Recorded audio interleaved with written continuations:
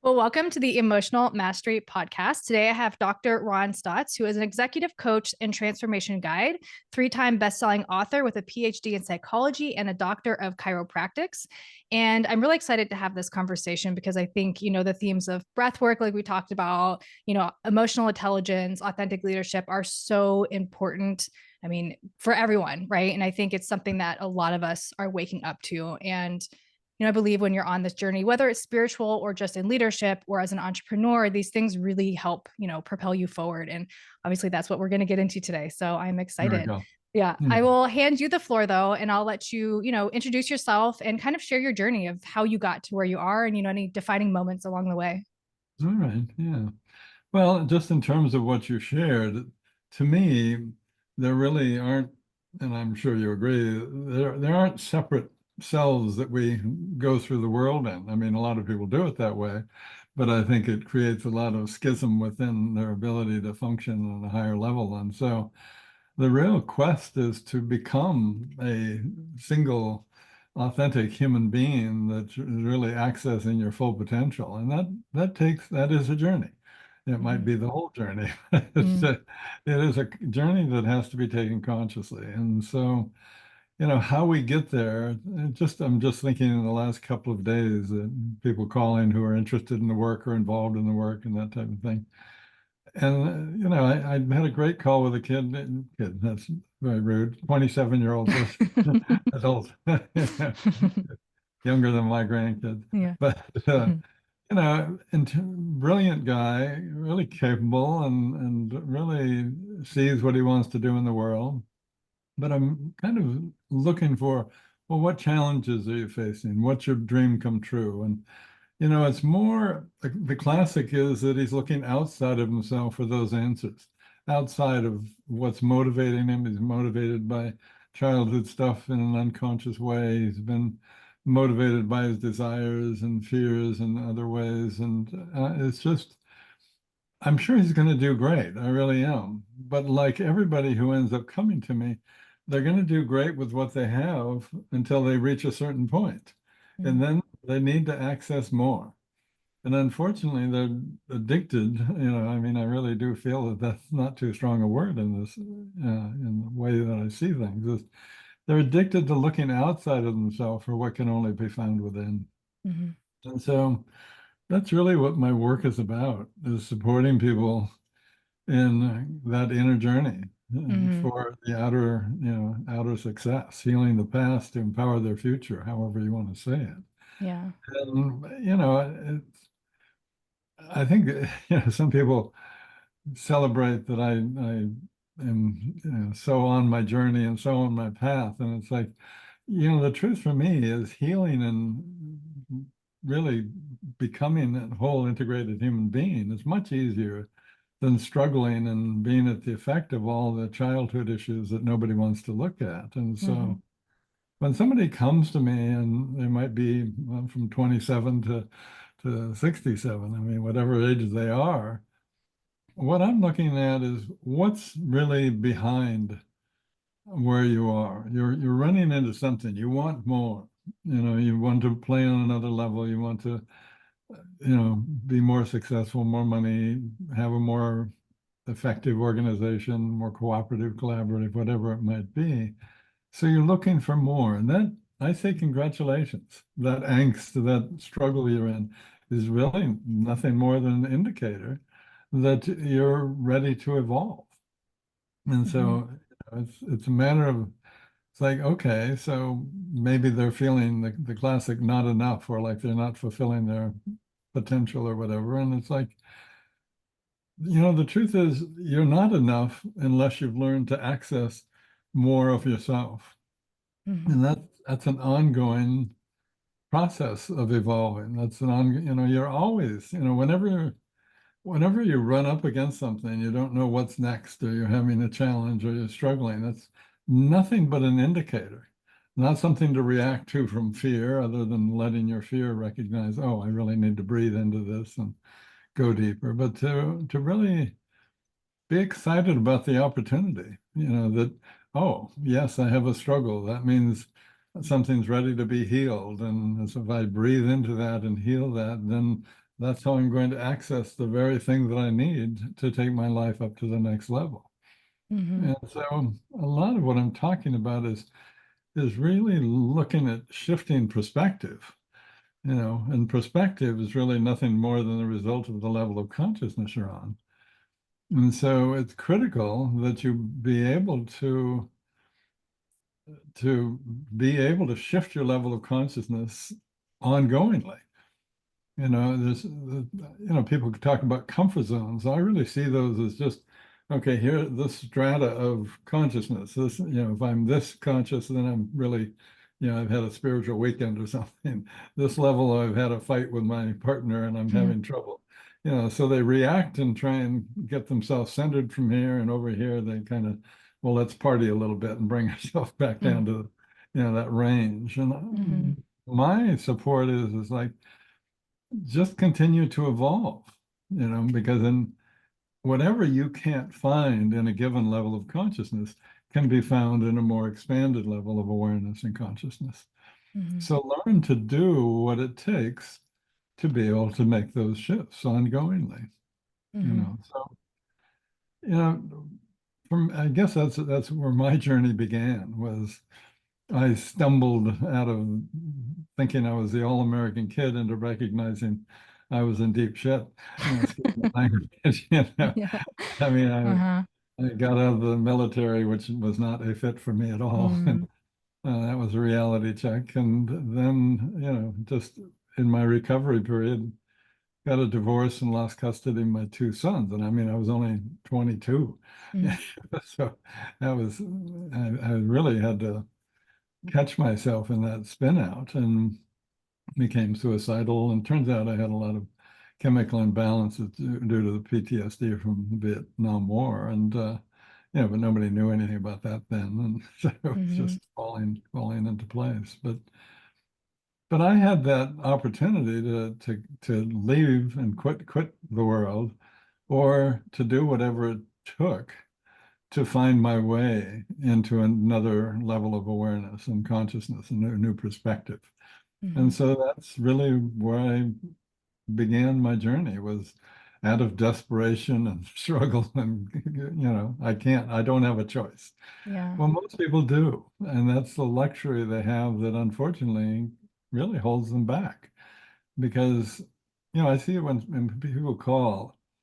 A lot of times they're really excited during the call. They get it, they see it, they're, oh yeah, I want. But boy, if they don't make a commitment to do the work in the next week or two, I'm never going to see them again. Yeah. We've got to catch ourselves, it seems, in that moment of pain, in that moment of passion and struggle. We've got to catch ourselves, or else we fall back into those old patterns, that old, oh, good enough, and next year, and I'll have more money, or it's too much money, or whatever it is, Mm-hmm. not looking at what it's costing them, not only financially, but in myriad of other ways. And so, Mm-hmm. yeah, so that's my journey really came from my own journey. It's really the work that I do is what worked for me. And I've been absolutely blessed to have amazing mentors, Joseph Campbell, Buckminster Fuller. Mm-hmm. People don't know their names anymore, maybe, but these people, I'm still at this point in my life, still amazed at the impact that they had in my life, Mm-hmm. the direction that it gave me, and the understanding. And so, it's like you've got to at some point,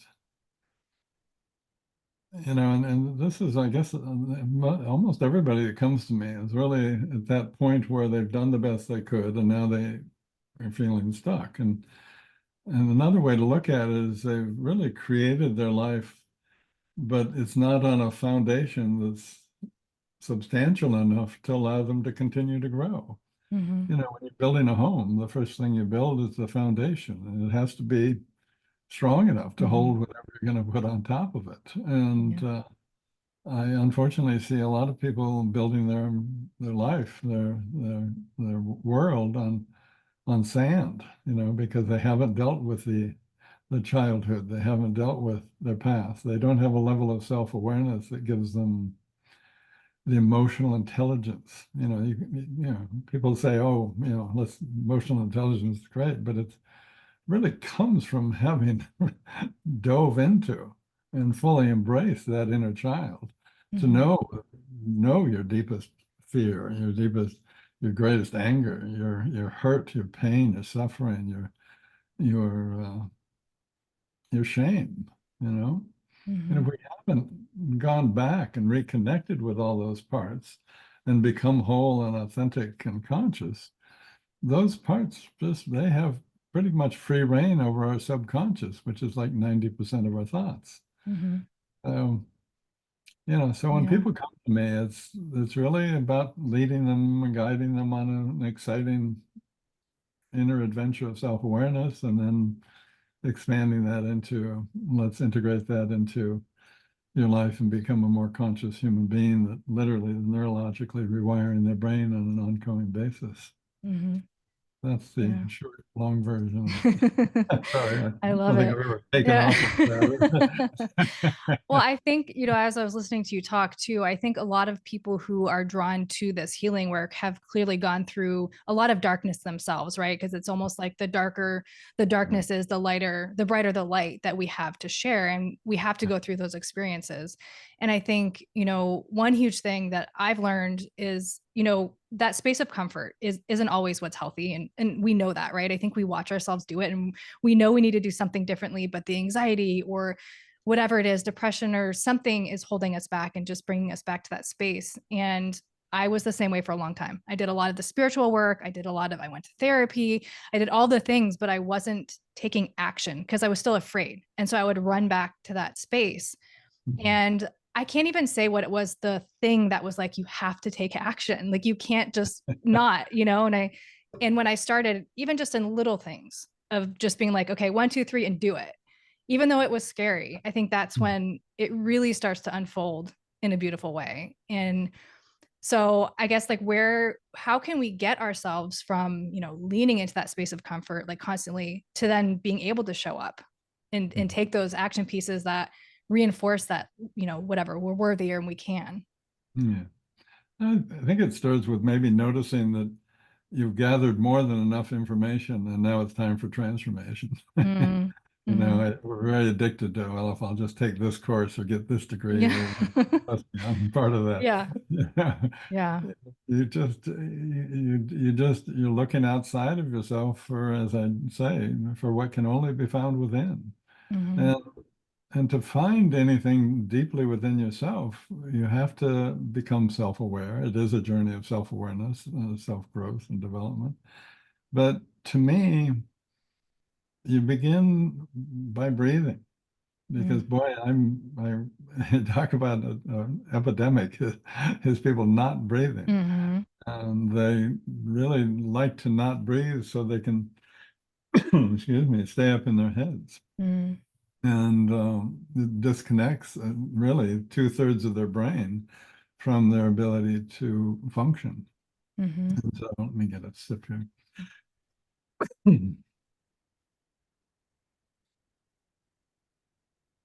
But that's when people come to me, that really is the most in-depth work that I do, is get them to breathe.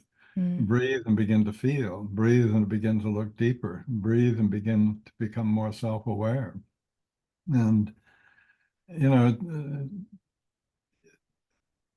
really life gives you all of these indicators. Your feelings are nothing but indicators that something's ready to be healed. Your emotions, your struggles, your dis-ease is really nothing but an indicator that there's really a ready place in there that's ready to be healed. And that if you can learn to breathe into that, acknowledge and heal that, you not only let go of what's holding you back, but underneath that is the piece, the aspect of yourself that you need to access to take yourself up to the next level. So Mm-hmm. it's a rigged game, and it's perfectly designed to support us, except for we're reacting as if it's against us, Mm-hmm. fear. You Yeah. get to a place where you trust that everything coming in your life is perfectly designed to support you. You can be grateful for whatever's coming in your life, even though it's really, scary or hard or seems difficult. You get to a place where there's a part of you that's watching for the opportunity, that's really looking at being curious and present enough so you can breathe into it and see the opportunity. Mm-hmm. You know, and that starts, it starts with being mindful, and it continues until you really develop a life of mindfulness and trust that, the top level leaders, there's really two things that are major indicators of how they got to where they are and how they maintain that higher level. And these are conscious leaders, not just people making a lot of money. Mm. So I don't consider them, that conscious leaders make generally more money, but it's really they've taken the time to create a very mindful present life, and that allows them to be more emotionally intelligent. It allows them, it's a process of healing, so they're more able to connect with others and empower others and focus on bringing out the best in others in their organization. Mm-hmm. And as they become more conscious, they really are just creating a world from that place. My hidden agenda is basically, how do we create a more conscious and caring world? And the answer for me was, oh, seem to be an expert at taking people into high levels of consciousness. It used to be more spiritual oriented, but in today's world, it's around about taking people into those levels of consciousness and guiding them into the leadership abilities that they can use in an organization where they can have, significant lasting impact, not only on the organization, but on a societal level. Mm-hmm. And so, really, when I started, I thought I was looking for high level, find the CEOs that really want to transform. Now I find that anybody who wants to play on that level, they can literally within a year, neurologically have developed into that mature level of leadership and find a position, Mm-hmm. where they have the opportunity to really create that kind of organization. Mm-hmm. Yeah. Where do you think the messaging gets confused, or I don't know if that's the right word I'm looking for, but where I think we hear from really successful people, right? And I think the underlying theme is, like you said, turning inward and not outward, not listening to all the noise and trusting yourself and doing the work. And I think, entrepreneurs or how any leader really, it's trusting yourself, right? And I think somewhere along the line, the message gets confused with all of us, and we just consistently like listen to everything that we just outsource it all, right? And we don't ever like question that piece of it. So I guess, how do you go from, point A to point B, and where does that, I don't know, like, how are we receiving a completely different message just as like the masses? Yeah, no, good, good. It's, you have to learn to trust yourself. I mean, the process of healing the inner child and becoming whole, and really all of that leads to really coming to a place of looking within and trusting who and what you are, that authenticity that comes through that. You know, the highest levels of leaders, I mean, in my programs, yes, initially I'm developing neurological integrated whole brain thinking that gives them greater access to their imagination, creativity, and all that sort of thing. And they're very excited about that because they feel smarter and they're already pretty brilliant people. But then they begin to develop their mindfulness, and their mind gets quieter, and their forebrain begins to develop into the CEO, the conscious CEO of their life, rather than the amygdala, which is the emotional center of fear-based, that causes them to respond and overreact and creates a lot of trauma in their life. And so that's a very exciting level of cognitive and emotional ability, is to have that frontal cortex really running your life from that place of what's best for everyone, because that's what's best for me. Mm-hmm. And but the highest level is, it sounds a little contrary, but they learn to silence the mind, to access the best of best of who and what they are.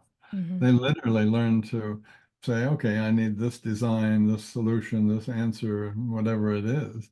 And they just quiet their mind, put that out there, and in that silence, watch it come in. Mm-hmm. And that allows a level of agility that's necessary in this rapid changing, ever more complex world that we live in. Mm-hmm. And so, that sounds, a lot of people, well, what do you mean by that?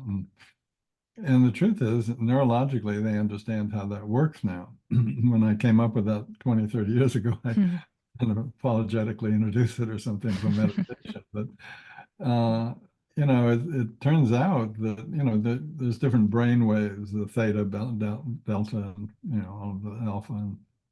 And usually we're accessing, whether we're in sleep or creative mode or, meditation, we're accessing one brain frequency.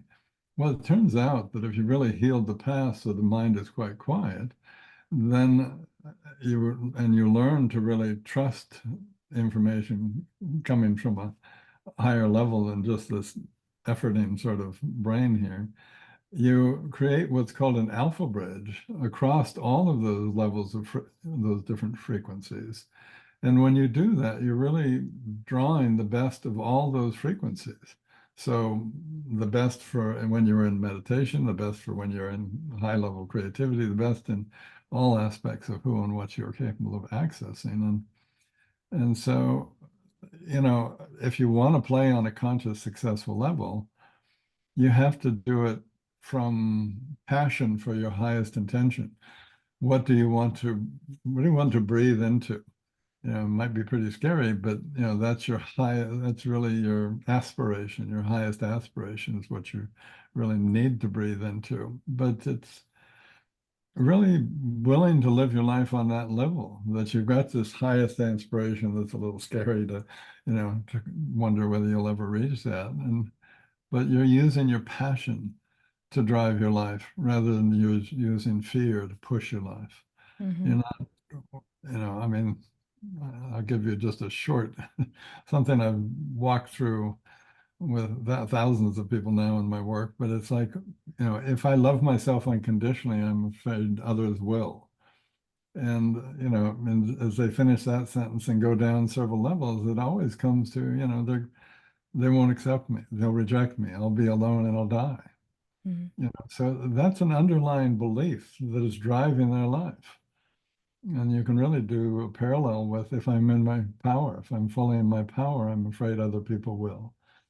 Afraid other people will be uncomfortable. I'm afraid they won't like me. I'm afraid they won't, they'll leave me alone or I'll be isolated and all alone and I'm afraid I'll die. So if I love myself unconditionally, I'll die. If I didn't be in my power, I'll die. Well, if you have those belief systems running in your subconscious, and your subconscious has 90% plus of your thoughts, you're never going to be in your power and you're never going to accept yourself because that's the least safe thing that you could possibly ever do. Mm-hmm. You see how substantial that Mm-hmm. sabotage can be in ourselves, how limiting those old beliefs, if we aren't aware of them, can literally sabotage our life. Mm-hmm. So Yeah, the first thing I thought was if I love myself unconditionally, my family will reject me. Right. that's And that's where it's it starts. That's right. exactly. Yeah. And You I've done a got lot of work around that, it. right? Like affirmations and journaling. And, you're talking about the brain, and that's so fascinating to me because I really try and do, meditation and affirmations in that like theta brainwave state from my understanding of it. And yeah, I think it is really powerful to like, even though I still have those negative thoughts, it's easier to course correct, right? And like kind of pull in those affirmations and come back to myself. But it's taken a long time.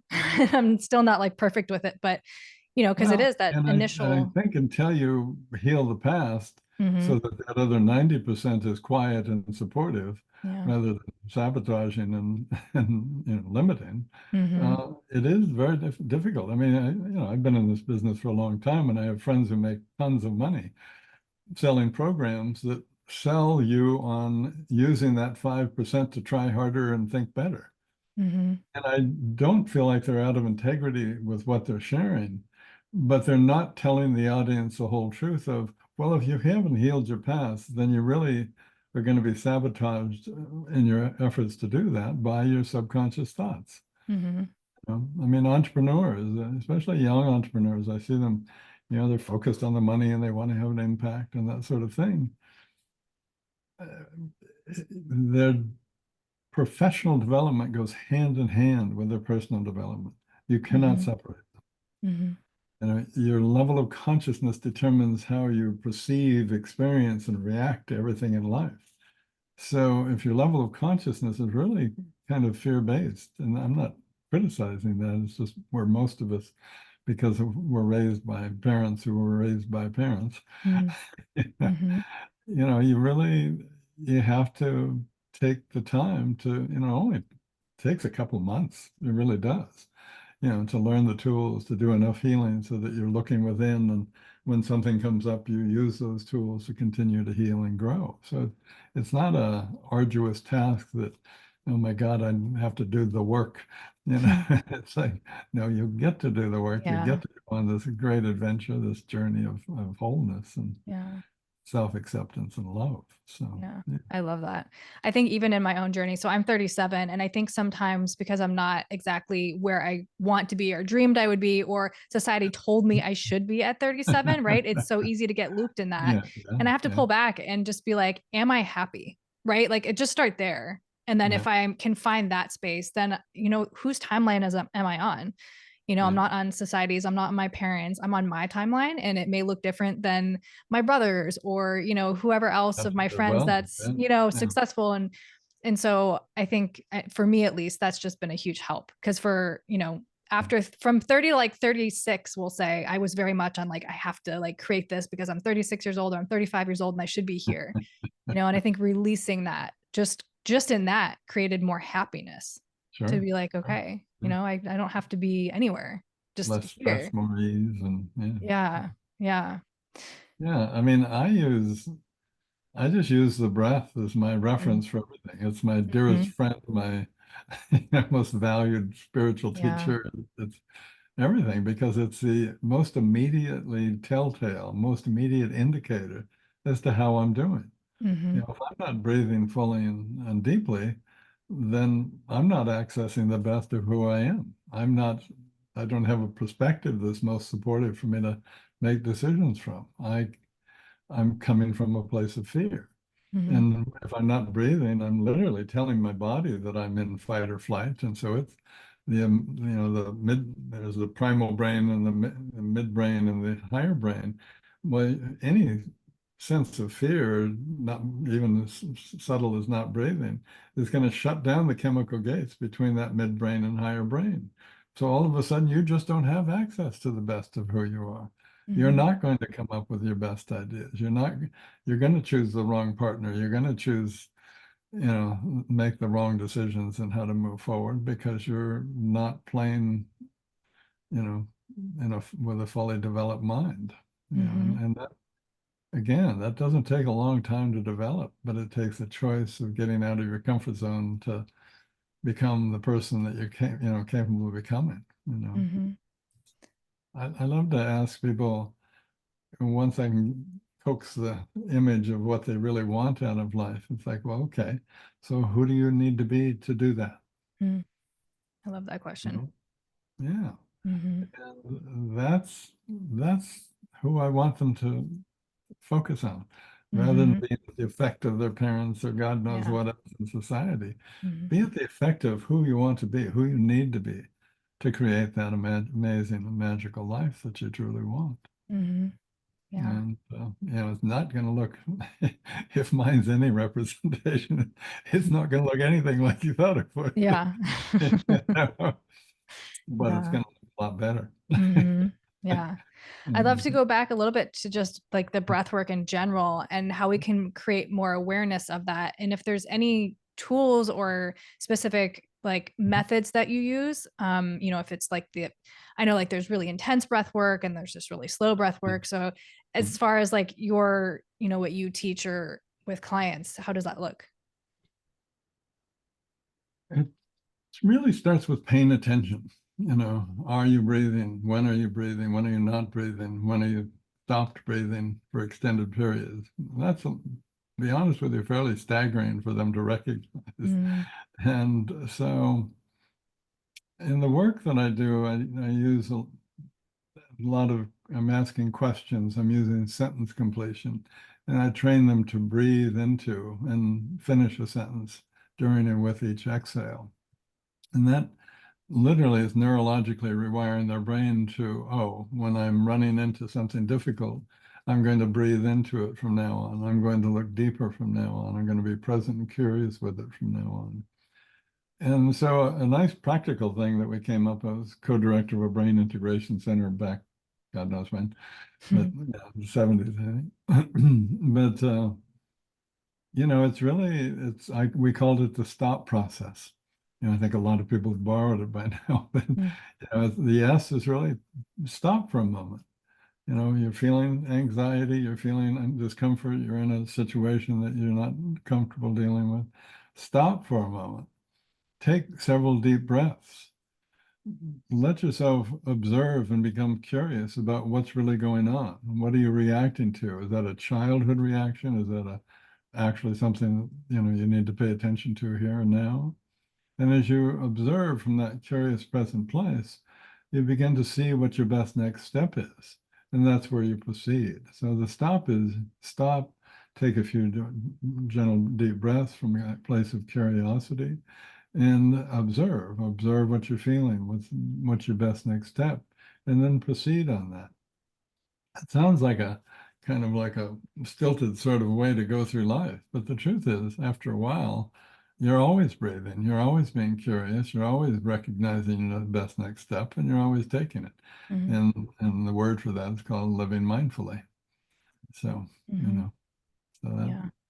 yeah, that little trick will take you a long Yeah. way. Just that like stop and taking that pause. I know for myself and my journey has been so helpful because there's a lot of times where, when you feel anxious, it's a full body response and your Mhm. mind just turns off, right? And all you like for me, it's like I sweat or my heart's racing or, it's like, is this person going to notice how anxious I am, and just taking that pause, and just Yeah. being like, okay, it really, at the end of the day, being present and yeah, slowing the breath just has been really, really helpful. And I think And the it's, truth is, the more you do it, you never get to that place that you were just describing mm, because there's so many earlier indicators that you train yourself to pay attention to. It's mm-hmm, like when I'm sailing, you know, there's one of the wires coming from the top of the sail to the front of the boat, and on that sail, the foresail, there's just two little threads coming off of that sail, one on each side. And you can't sail right into the wind because then nothing would be pushing you. So you're off the wind to a certain degree. But if you're too far up on the wind, the little telltale is going to start wiggling. So, oh, okay, and then I'll pull the tiller to me and just turn the wheel and I'll fall off a little bit. And then everything's good. And if I fall off too much and the inside one starts wiggling, then I just need to make very gentle corrections as I'm sailing. And the telltale, that's what those are referred to as, those indicators really, that's where the breath can, work for you, is you're mm-hmm, just paying that much attention to your breathing, and it'll eventually take over and naturally react without, any effort and just more ease and comfort. So, mm-hmm. And if we're like in a situation, like say a work situation, and we start feeling all that and we can't necessarily like step away from the situation, I right. mean, is it just as simple as just I, focusing your own breath? An hour ago, I was, talking to a CFO, and he was in a board meeting, and that's exactly what we're talking about. Mm, He's at a point now. He's kind of in midway through my more advanced program, but he's learned to, yes, he's feeling attacked. He's feeling, it's not a comfortable situation, mm, and so he immediately began to breathe and be more present, breathe and be more curious. But he's at the point now where I said, well, that's really good.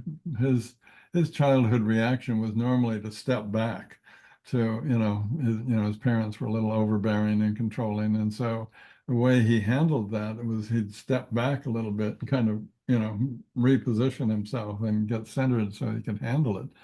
And that was a brilliant way to go as a child. But now, as in his 50s, and in a leadership position, he really is making that shift to, rather than step back, he's learning to be curious enough to step forward into the situation rather than being, pulled back by the fear. He's really being drawn forward with the curiosity and really the passion to create a better opportunity, a better situation in that board meeting, in that room, in that situation for everybody involved. And he's doing it successfully. He's in the relative beginning stages with it, but he's beginning to shift those old patterns that really literally had him respond in an unsupportive way. Supportive as a child, not as a CEO. Yeah. Yeah. And I Mm. think like sort of going back to that action or just having trust or seeing, I guess, showing yourself that you are safe in those moments of like, okay, if I lean into this, nobody's going to hit me. Nobody's going to freak out. People are listening, they may notice like little, whatever, but I think it is only in doing the thing that you can really see it's different than it was. Yeah. Yeah, you're practicing being a different self than you were before. Mm-hmm. You're Yeah. practicing playing on a different level than you did before. Mm-hmm. And that's the beauty of, I really support people in thinking in terms of really reparenting that inner child. Because what happens is they get used to really talking to the different aspects of themselves when they feel challenged or pushed and limited. And so even in, like this fellow that I was just referring to, now he's speaking to a self of that was who he was a year ago, you Mm-hmm. know, and he's coming from that. This is the person I am. This is the level I want to play on. He's coming from that higher, inspired vision of himself, and having a talk with this one that was still back in that old pattern. Mm-hmm. And yeah, you learn to trust yourself. You learn to step in rather than away from and back from. And Mm-hmm. yeah. Yeah. Do you use IFS? Just like you talk about like parts and things like that, and that's kind of where my mind went. It sounds Oh, similar to like that sort of therapy, I guess. I think it comes just from experience. Yeah. Yeah. There's a lot of different parts to it, and Yeah, there are. and the game is really learning to accept and heal and integrate those parts so that you are one individual that's authentic and whole and Mm, loving and accepting of yourself. I mean, yeah. I still, I'll catch myself, I'll do something fun or silly or I don't know, maybe do something really good. And I'd find myself going, talking to my little boy and going, yeah, that was good. Yeah, nice. I love that. It's a completely silly thing to do, but Yeah. it's still, it's just comfortable to access and acknowledge that, that we all have those different parts within us, and I'm comfortable in loving them all. So, yeah. Hmm. Yeah. I notice for me, I feel like it's easier to like sort of see that inner child more so like when sadness is there, right? Because then it's Mhm. easier to sort of be like, what do you Comfort. need? Or like hug it or, something like give it the thing. Cause I mean, if I go back in time to my own, inner child and my upbringing and things like that, I think those are those moments that, exactly like we didn't get what we needed, but we're That's what you reparenting it needed. now, Yeah, exactly. Yeah. Yeah, yeah, Yeah. yeah. I mean, you've got to become that parent that you didn't have. I mean, I remember when I was introduced to this stuff, I looked at my parents and thought they were amazing. I really did. Mm, I think they're wonderful people. They both and each had very difficult childhoods, but they were madly in love with each other, and they really cared about each other, and I thought they did a great job with us. But boy, I'll tell you, when I started opening that door and looking how does a little boy feel? It's like, mm-hmm. well, I didn't feel like I was ever doing things well enough. I didn't feel, as much as they had this love fest going on, I always felt like I was a little outside of it, or, just all these little things. And, yes, I could go, well, that's fine. But in healing those, I really, in acknowledging that there was anger, hurt, fear, shame, and guilt, and at each of my parents, which was not easy, to be honest with you. That's I really got a place of understanding, forgiveness, acceptance, and a much deeper level of love and respect than I had before. Mm-hmm. I can love them unconditionally, for who they really were, what they had gone through to get to where they were. And, I mean, we're talking Yeah. World War II, we're talking Mhm. pretty serious Mhm. stuff. Yeah.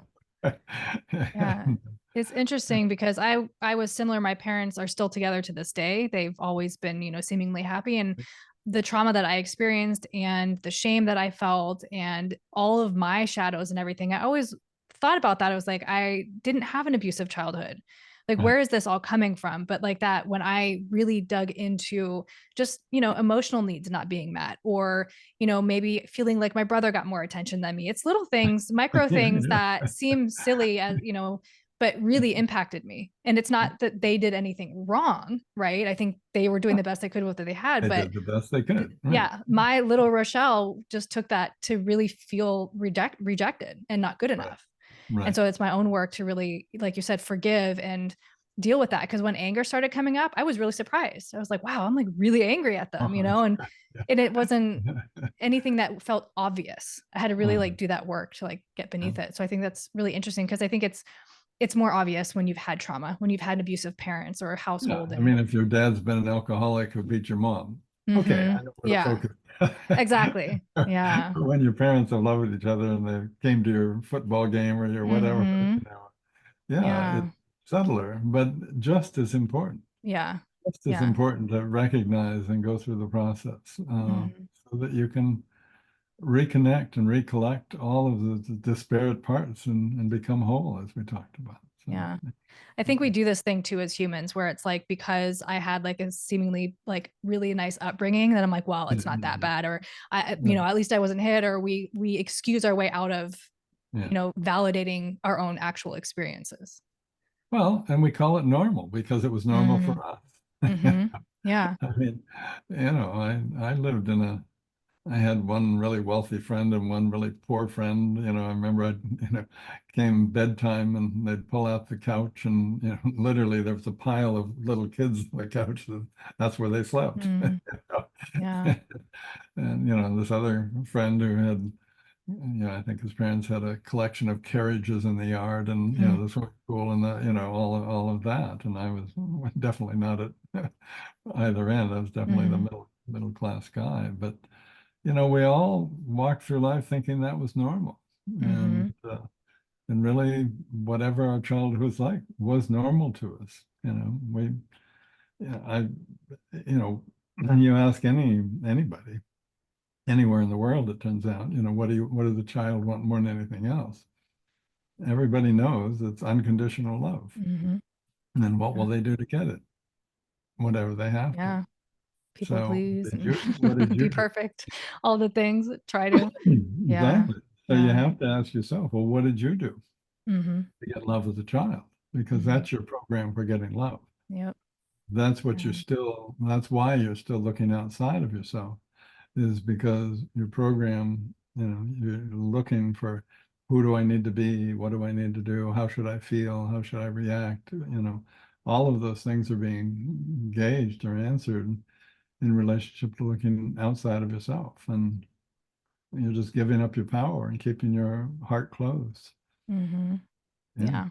That's a big one that I've realized over the last like 6 months that's really clicked in a different way for me. It was like that. Yeah. For me, it's been people pleasing, just being the yes one, always saying yes and always doing what everybody else wanted to, because that made me worthy, and it led me into That. some pretty bad situations.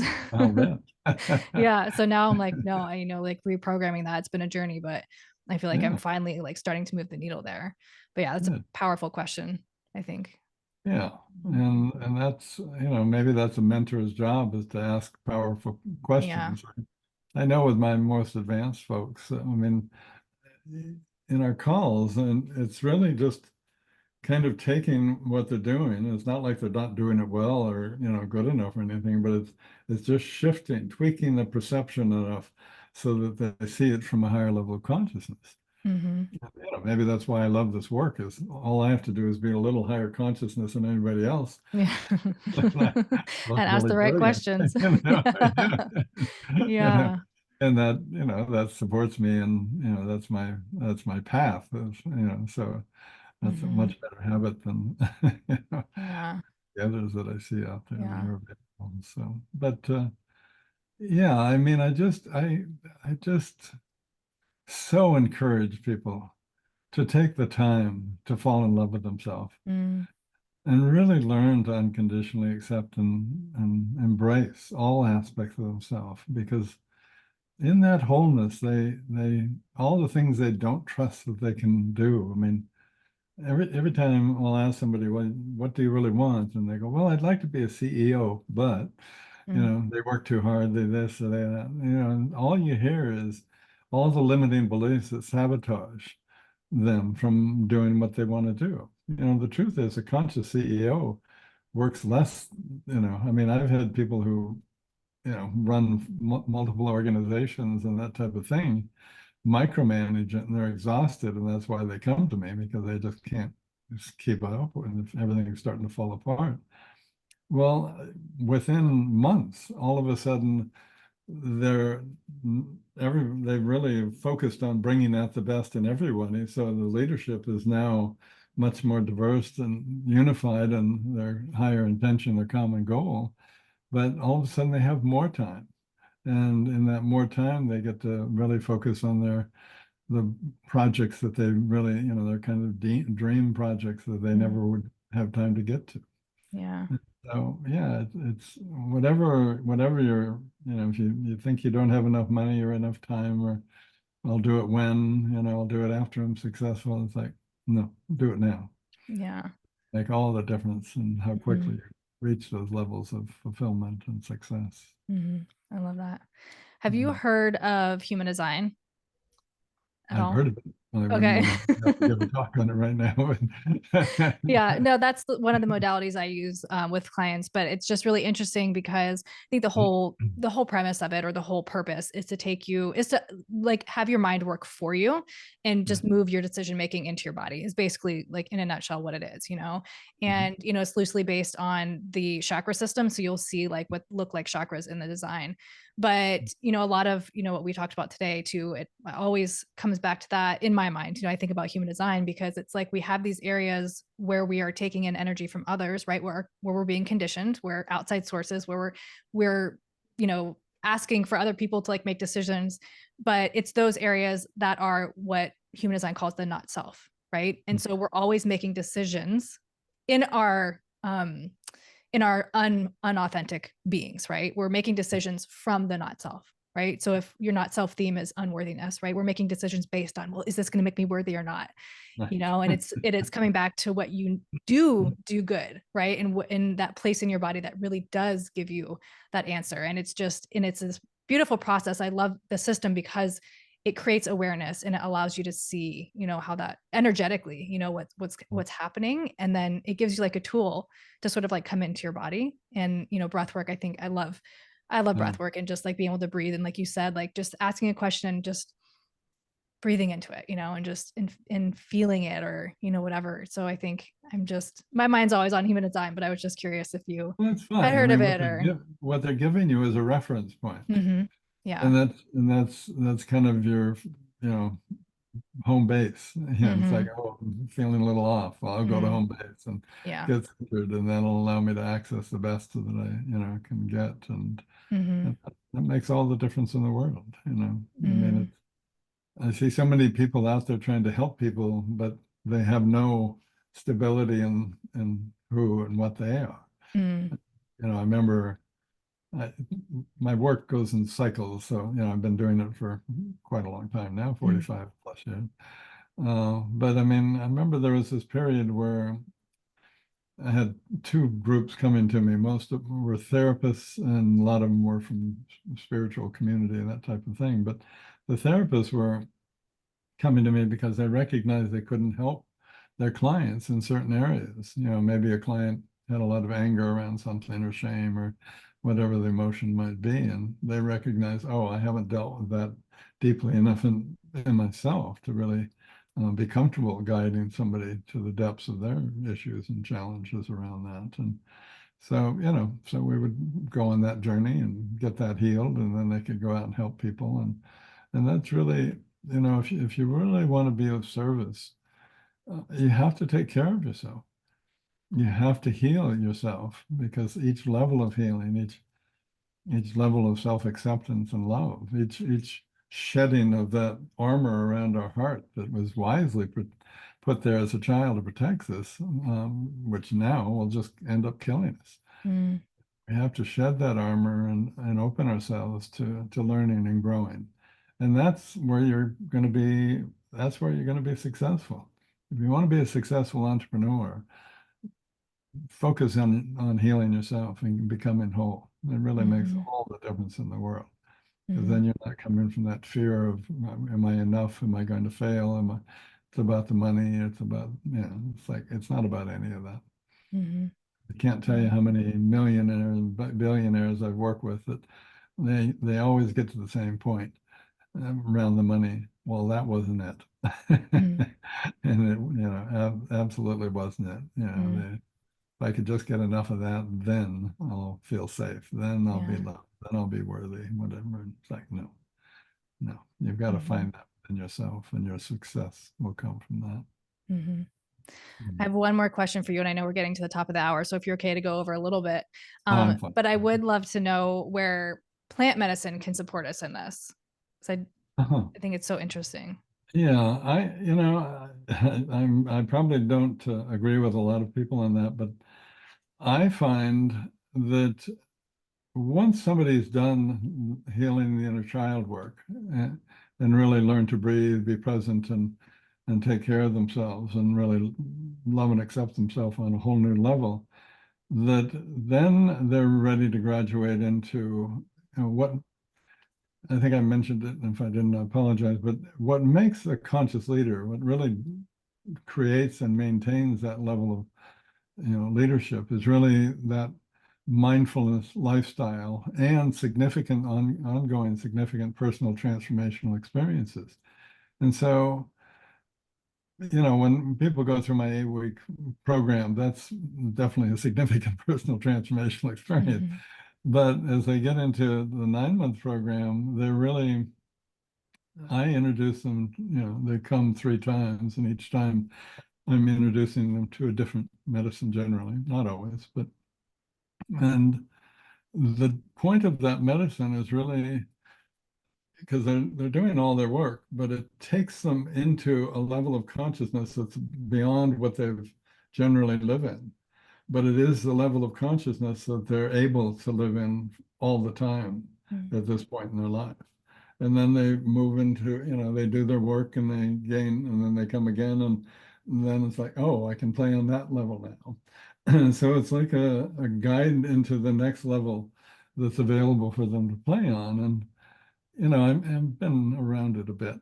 So, it's not, I mean, I've got a friend who's been doing it for 50 some years with groups. And I've watched within those groups that people, taking the medicine, and 20 years later, you can go to the same group and they're dealing with the same issues, Mm-hmm. literally the same, oh, and my relationship, my this, my that, the people that I'm working with, and this is months into the work, they're down for like 5 or 6 hours on an inner journey, breathing, because I'm teaching them how to breathe in different ways to move them through whatever comes up.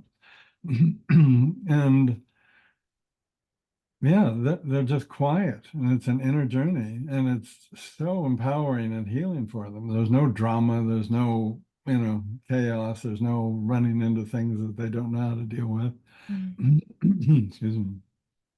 And so for me, medicine has its place, but it's not necessarily, I can't remember, the fellow who made a series, and he's like, oh, I took it once and everything was everything was better. Mm-hmm. Really? How is it that I know hundreds of people that have taken it many times and they're still Yeah. not better? Yeah. You've still got to, it's a great tool. It really is, but it's not the answer. Mm-hmm. It's an answer, and it's used correctly. It can really support the journey considerably. I didn't even get into it till I was in my mid 40s. So I had 1,000 hours of meditation on, Mm-hmm. before I even finished Before. that, Yeah. But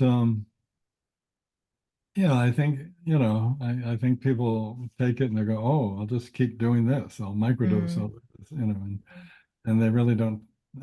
What I find is that gives them the sense of the medicine is doing it for them rather than they're doing it. And they mm, can take ownership of that accomplishment, that growth, that mhm. evolution that they're going through. Yeah. Yeah. Yeah. No, it's interesting. I haven't done any full journeys. I have microdosed. I felt like it really helped me just neutralize my emotions or get a sense of like, I guess Yeah. that space that I can come to emotionally and Yeah. sort of like not take things so seriously all the time. Mhm. But I am of the mind, just personally, I do feel like I want to be spiritually, mentally prepared to take a journey like that, and not just be like Highly shocked and recommend it. Yeah. Yeah. yeah. So I know it's in my path, but I haven't yet done it. But I'm always Mm. so curious. It's just like a fascinating topic because I do think, I don't know, I heard that, they're doing experiments or they're not yeah, maybe experimenting with or psilocybin, but they want to extract, the psychedelic and leave the Started back plant. in the 60s. Yes, it's a Yeah. long experiment. But I think the actual plant itself is healing, not just the psychedelic part of it, Yeah, no, I and so agree. I think to separate the two would do it an injustice to like what it can actually do to you or a disservice. So yeah, it's just always an interesting topic. And I just thought I would ask. I have a deep appreciation of the plant as you're suggesting, Mm, and I love to see it used consciously. mhm, The more you prepare for that time, that journey, fasting for a few days, having healed the inner child for a few months, having learned to breathe so that you can be present with what the gifts that the plant brings you that need healing, and the awareness that it can bring you to serve and support you in your life. mhm, It's just, yeah, I mean, if you really want to find out what it's truly about, then you have to be present with it and mm, listen to it and yeah. learn from it. Yeah. Yeah. I will say one time, just like a side note story, but when I was microdosing, I took like 0.5 psilocybin and normally very little feeling, if at all. But this one time I was intermittent fasting. And so I took it after like 16 hours or Love so of not eating, but I was going to work and I got to work and I was like, this is not a microdose at this point. that. But I felt like I wasn't present, right? Because I was moving through my day and it was just kind of like calling my attention where I should have done that more in like meditation or something. But I was just trying to like, I misused it, I guess, in that instance. That was a big lesson of like, A learning uh, opportunity. Yeah. yeah, exactly. So I didn't do that again. Yeah. But it is powerful. Yeah. I So, mean, I just watched too much drama around it, and mm, everybody, oh, this story and that story, and they kind of take pride in, their stories about how terrible things were or something. yeah, yeah, And yeah, if used properly, under the right conditions, and it's just an extraordinary experience, that mm, yeah, guides people into who and what they are. hmm. Mhm. I'm excited to experience that someday. Yeah, give me a Yeah, call. yeah, I will. Well, thank you so much for coming Uh, on and sharing all of this. It's been a yeah. beautiful conversation. I think it's really going to help the listeners. And if you want to leave them with one final tip and just like how they can find you and how they can work with you. Yeah, I think the easiest is just go to my website, Ron Stotts, Stotts, .com, and there's all sorts of free things that they can use to begin their inner journey. And got a breathing and success 30-day program that hardly costs anything. There's, in fact, the first three modules are free. But just, yeah, go there and explore and see what works for you, what would be helpful for you, and get on a discovery call with me whenever you're ready, and we'll take a look at where you are, what you need, and what you need to do to get there. Mm-hmm. Yeah. So, And breathe. and Yeah. breathe. Yeah. Well, thank you so much. I enjoyed it very much, and thank you Yeah. everybody for listening. And you be well. Take care of yourself. You too. Okay. Bye bye.